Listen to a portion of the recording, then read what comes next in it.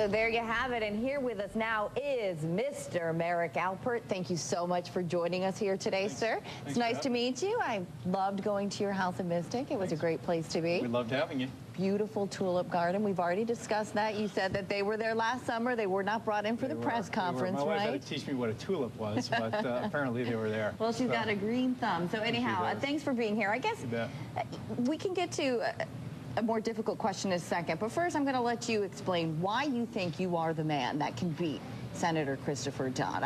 There's not a lot of people. There are many people, I should say, in the Democratic Party who are not happy that you're going ahead with this, challenging Senator Dodd. So that in and of itself must have been a difficult decision. But tell me why you think you're the guy that can clean up Washington. Sure. I think it comes down to a couple of basic points. I think, first of all, people want a fundamental change. And if you just replace a career politician with a career politician, I don't think that's the right answer. I don't think it's what people in Connecticut want today. I think they want someone from the outside, someone whose identity is that they're a husband, they're a father, they're a small business owner, they've served their country in the military. And so I have those experiences. Those are fundamentally different experiences than Senator Dodd has.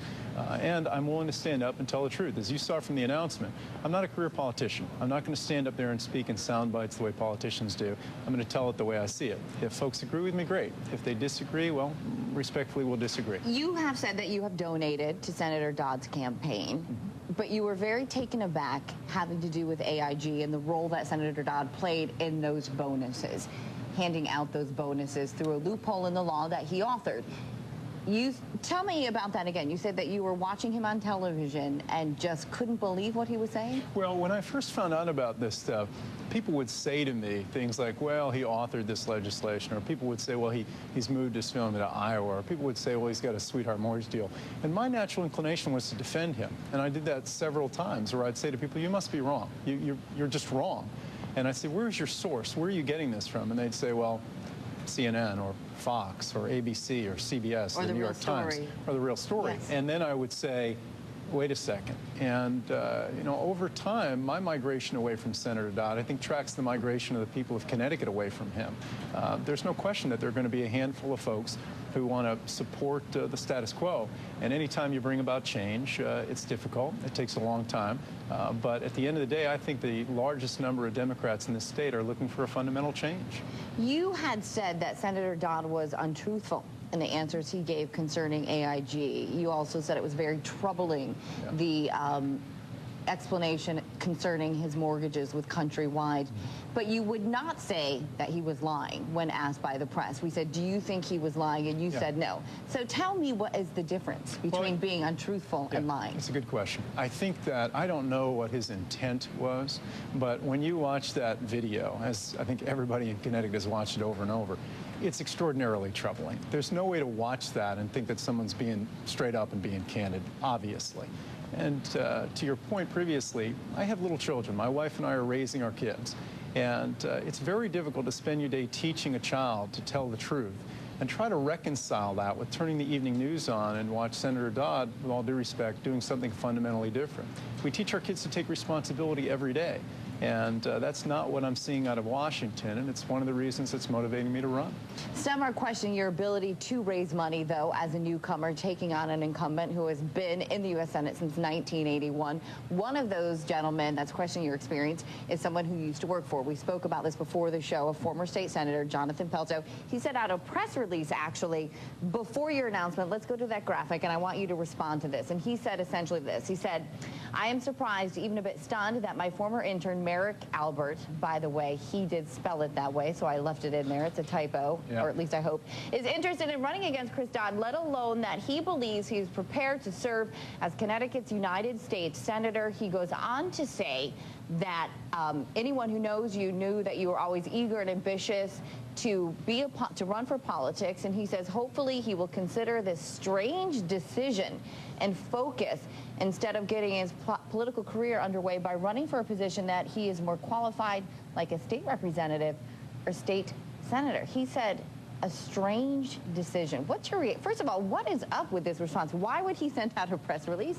You know, I can never understand why people practice politics of personal destruction, but the fact that he doesn't really know my name and the fact that I was an intern for him 20 years ago for a few months, this is not somebody who's hanging out at our house for dinner.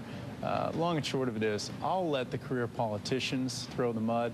I'll worry about finding solutions for the people of Connecticut and protecting their jobs and rebuilding the state's economy. And again, I'll let the others take care of the mudslinging themselves. But you had said the one difference between you and Ned Lamont is that Ned Lamont had a lot of money, his own personal wealth, to throw into his campaign need be. Some people thought that he was perhaps trying to buy his seat, but others looked at it as when you're going up against a political machine, you need to put your own money into your campaign, because otherwise it's hard to get your message out. Yeah. You said that you're taking a leave of absence from work. That's right. And that you're prepared to live on your savings. Right. But by no means do you have the wealth that Ned Lamont has. So how far do you go? And how do you raise the money to compete with Dodd? Well, you raise the money by doing something that is extraordinary in politics today. You tell the truth. And you go out directly to the people of Connecticut. You go directly to the rank and file. You bypass any machine, and you go directly to the average voter. And you tell those men and women the truth. You stand before them in every town in this state, and you say, I believe for the first time in 20 years that every voice should be heard and every vote should be counted. And every member of the Democratic Party, come primary day, is going to get to voice their opinion, and their vote is going to be counted. And we'll live by whatever their decision is. My view is that when you look at the rank and file members of this party across the state, the vast majority of those folks want someone other than Senator Dodd. Ned Lamont had said very similar things to me 3 years ago, right here on this very show. Do you think your campaign is similar to what Mr. Lamont launched 3 years ago? Well, I contributed to Ned Lamont when he ran. I always found that a little ironic in light of our relative difference in wealth. But I applauded Ned Lamont. I voted for Ned Lamont in the general election. I think he had enormous courage to take the machine on. I also think that when you look at the people who surrounded him, some of the people like Tom Swan, who's going to be a guest of yours, I think, later in the show, those are high-quality people. Those are progressive people who truly care about Connecticut and the issues of Connecticut. And those are the people that I care about the opinion of on these issues. At the end of the day, I don't have the resources that Ned had, but what I do have is the resources to live off my savings for the next year and a half. And what I do have is a passionate belief that the people of this state deserve better. They deserve someone who is not a career politician, someone who focuses on protecting their jobs rather than protecting their own job, and someone who focuses on rebuilding the state's economy. Okay, we're going to take a quick break. When we come back, we're going to talk about the nominating convention and that you do plan to primary and then where you're going to go from there. So don't move, okay? As I said, we'll be back with part 2 with Merrick Alpert in just a minute.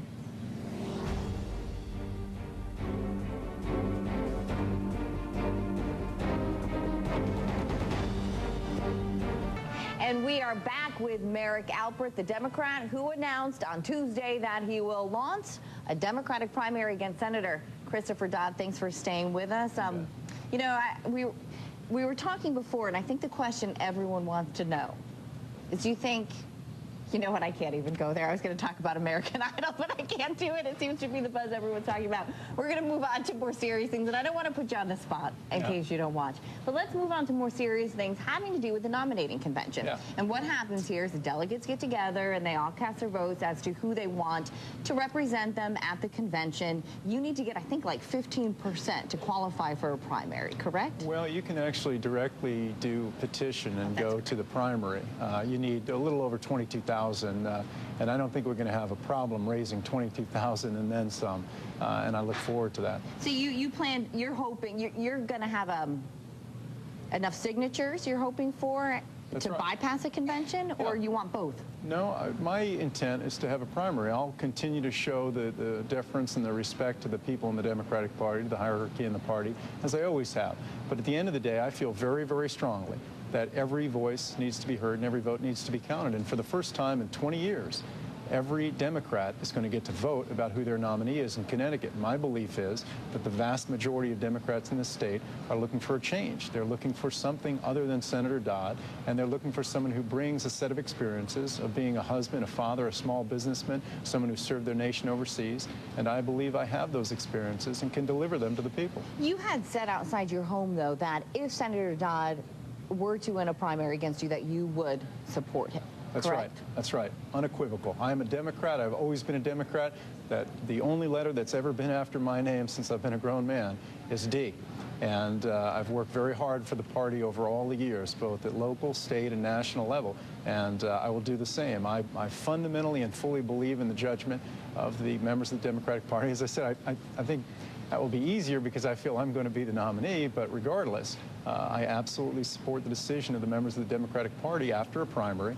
And if Senator Dodd is the winner, by all means, I'll work my heart out in the general election. Well, maybe you could explain that then to folks who aren't so involved in the political machine, because some would say what you're saying right now is a bit hypocritical. If you can say all these things about Senator Dodd, that he's been untruthful, that he was like Bambi in headlights, but then say, but I would still support him.